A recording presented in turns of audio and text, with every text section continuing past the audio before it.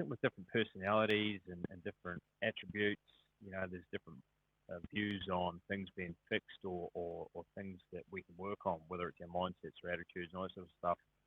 I'm interested to see whether or not sleep's the same. I mean, some people seemingly sleep great and well consistently. Other people seemingly struggle to sleep. So is it fixed? Do we have predisposition? And I guess on the back of that, can it be changed? So with our circadian rhythms, Yes. we all generally have these 24-hour rhythms. So we've set up perfectly to be living on Earth. It has a Yeah. 24-hour day. If we look at animals, we look at plants, they all have the same 24-hour rhythms. So for most of it, it's around 24 hours. There's a little bit of wiggle there, but for all of us, it's about that. The differences come where some people tend to be more morning people, or sort of larks, and some people tend to be more night people. But still, it's only about 10% of the population. Other than that, we're pretty much fixed in our circadian rhythms. There was some cool stuff that was done in the US where with NASA, they tried to put some of their workers on a Mars day while they were trying to land some of their robots on Mars.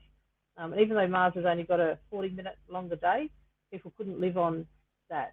It was sort of beyond what we do. So we're really set up for 24 hours on Earth.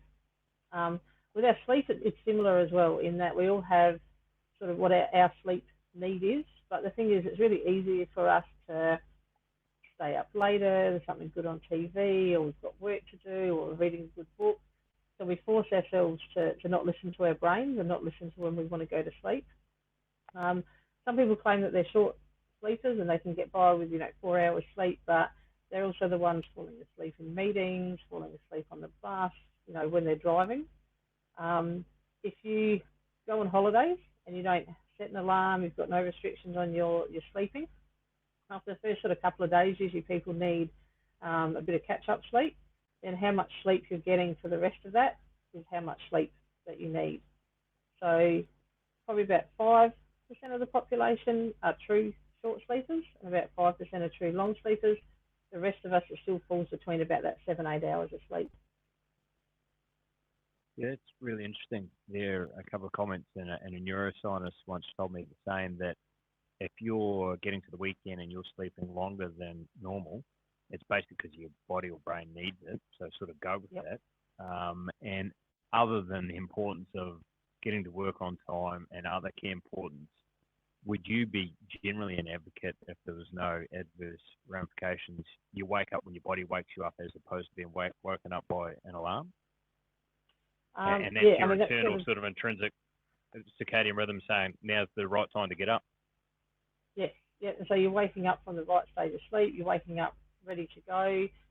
If you look at, there's a whole lot of our physiology that's linked to the circadian system. So when we wake up when we're supposed to, that's all set for us to be awake and alert during the day. And that's why shift workers find it so hard because they're trying to sleep when the brain's forcing them to try and be awake and active. And then at night when they're awake, the body's and the brain's sort of going, hey, I'm set up for sleep. I've got the hormones ready for sleep. I've turned off digestion.